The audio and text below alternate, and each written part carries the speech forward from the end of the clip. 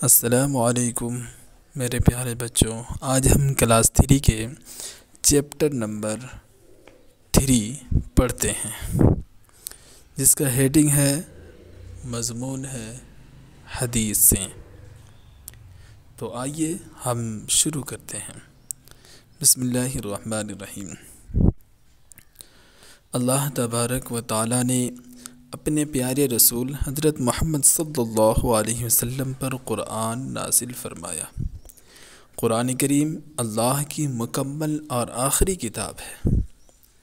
اللہ تبارک و تعالی نے اپنے پیارے رسول حضرت محمد صلی اللہ علیہ وسلم پر قرآن کریم نازل فرمایا، اور یہ قرآن کریم مکمل اور آخری کتاب ہے۔ اس کے بعد کوئی کتاب آنے والی نہیں ہے، یہی آخری کتاب ہے۔ اللہ کے پیارے نبی صلی اللہ علیہ وسلم نے جو کام کیے اور جو اچھی اچھی باتیں بتائی ہیں، آپ نے جو کچھ فرمایا اسے آپ صلی اللہ علیہ وسلم کے پیارے ساتھیوں نے لکھ دیا۔ کیا کیا؟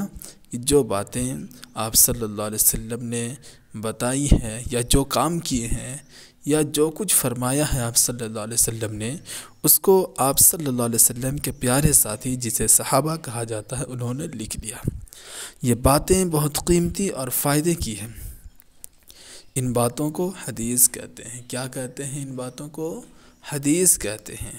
قرآن کریم کے بعد حدیث کا درجہ ہے۔ سب سے پہلے قرآن کریم اور اس کے بعد حدیث کا درجہ ہے۔ تمام مسلمان قرآن اور حدیث کو مانتے ہیں، ان کو اپنی جان سے زیادہ عزیز رکھتے ہیں اور ان پر عمل کرتے ہیں۔ اس سبق میں ہم کچھ منتخب حدیثوں کا اردو ترجمہ بتا رہے ہیں۔ بچے انہیں اچھی طرح یاد کریں اور ان پر عمل کریں۔ تو مسلمان قرآن اور حدیث کو مانتے ہیں اور ان چیزوں سے سب سے زیادہ عزیز بھی رکھتے ہیں، ان پر عمل بھی کرتے ہیں۔ تو لہذا اس چیپٹر نمبر 3 میں کچھ منتخب حدیثوں کا اردو ترجمہ بتایا جائے، انہیں بچے اچھی طرح یاد کر لیں اور اس پر عمل کریں۔ چلیے شروع کرتے ہیں۔ کچھ منتخب حدیثیں ہیں۔ نمبر 1، بچے جنت کے پھول ہیں۔ بچے جنت کے پھول ہیں، یہ پہلی حدیث ہے۔ دوسری حدیث، جس شخص سے اس کے ماں باپ راضی ہیں، اللہ بھی اس سے راضی ہے۔ جس شخص سے اس کے ماں باپ راضی ہیں، اللہ بھی اس سے راضی ہے۔ تیسری حدیث، علم حاصل کرنا ہر مسلمان مرد اور عورت پر فرض ہے۔ علم کا حاصل کرنا ہر مسلمان مرد عورت پر فرض ہے۔ اور چوتھی حدیث ہے، اپنے استاد کی عزت کرو۔ چوتھی حدیث، اپنے استاد کی عزت کرو۔ اور پانچویں حدیث ہے، ماں کے قدموں کے نیچے جنت ہے۔ چھٹی حدیث ہے، علم حاصل کرو چاہے تمہیں چین جانا پڑے۔ علم حاصل کرو چاہے اس کے لیے کتنی بھی مشقتیں اٹھانی پڑے، کتنی ہی دور سفر کرنا پڑے، لیکن علم حاصل کرو، علم حاصل کرنے سے پیچھے نہ ہٹو۔ ساتویں حدیث ہے، برے ساتھی سے تنہا رہنا بہتر ہے۔ برے ساتھی سے تنہا رہنا بہتر ہے۔ برے ساتھی کو اپنا ساتھی، اپنا دوست بنانا اس سے بہتر ہے کہ تم تنہائی رہ جاؤ، چونکہ اثر پڑتا ہے، برے ساتھی کا اثر تم پر پڑے گا اور دھیرے دھیرے بچے تم بھی برے بن جاؤ گے۔ اور آٹھویں حدیث ہے، سچ بولنا چاہے اپنی ہی نقصان ہو۔ ہمیشہ سچ بولنا ہے، یہ نہیں دیکھنا ہے کہ ہمارے نقصان ہو جائے گی۔ آج ہم نے ہوم ورک کمپلیٹ نہیں کیا تو ٹیچر کے سامنے، استاد کے سامنے ہم جھوٹ بول کے، بہانہ بنا کے پار کرتے۔ ایسا نہیں، بلکہ سچ بولے، چاہے اس میں اپنا ہی نقصان کیوں نہ ہو، سچ بولنا ہے، ہمیشہ سچ بولنا ہے۔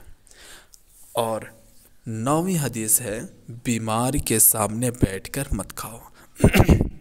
جو بیمار شخص ہے، جسے ڈاکٹروں نے کھانے پینے سے روک دیا ہے، اس چیز کا کھانا منع کر دیا ہے، فلانا چیز نہیں کھا سکتا ہے، تو ایسے بیمار کے سامنے بیٹھ کر نہیں کھانا چاہیے، اسے خراب لگے گا، اس کا دل دکھے گا۔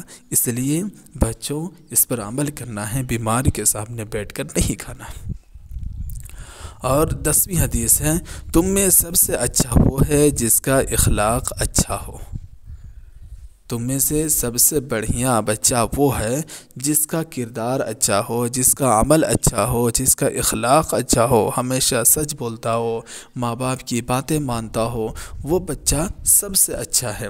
تو تم میں سے سب سے اچھا وہ ہے جس کا اخلاق اچھا ہے۔ اور 11ویں حدیث ہے جو بڑوں کا ادب اور چھوٹوں سے پیار نہ کرے وہ ہم میں سے نہیں ہے۔ حضور پاک صلی اللہ علیہ وسلم نے فرمایا جو شخص بھی بڑوں کا ادب نہیں کرتا ہے اور چھوٹے سے پیار نہیں کرتا ہے وہ ہم میں سے نہیں ہے، یعنی وہ ایمان والوں میں سے نہیں ہے۔ اور 12ویں حدیث ہے وہ مومن نہیں جو بھر پیٹ کھائے اور اس کا پڑوسی بھوکا رہے۔ وہ مومن نہیں جو بھر پیٹ کھائے اور اس کا پڑوسی بھوکا رہے۔ مومن کی اس کا مطلب یہ ہے کہ مومن کی یہ شان نہیں کہ خود بھر پیٹ کھا لے اور اس کا پڑوسی بھوکا رہ جائے، ایسے مومن کی شان ہی نہیں ہے، صفت ہی نہیں ہے، بلکہ مومن پڑوسی کو بھی دیکھ بھال کرتا ہے، پہلے پڑوسی کو دیکھ بھال کرتا ہے۔ اور اسی کو حدیث میں فرمایا وہ مومن نہیں جو بھر پیٹ کھائے اور اس کا پڑوسی بھوکا رہے۔ اور یہ آخری حدیث ہے بازار میں کھانا سخت نالائقی ہے۔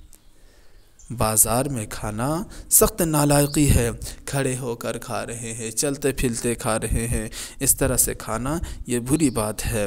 لہٰذا میرے بچوں یہ آج کے کچھ حدیثیں منتخب حدیثیں تھیں، 13 حدیثیں ہیں۔ آپ تمام ہی بچوں سے میری یہ درخواست ہے کہ ان 13 حدیثوں کو اپنے کاپی میں لکھ لیں اور ان 13 حدیثوں کو یاد کر لیں۔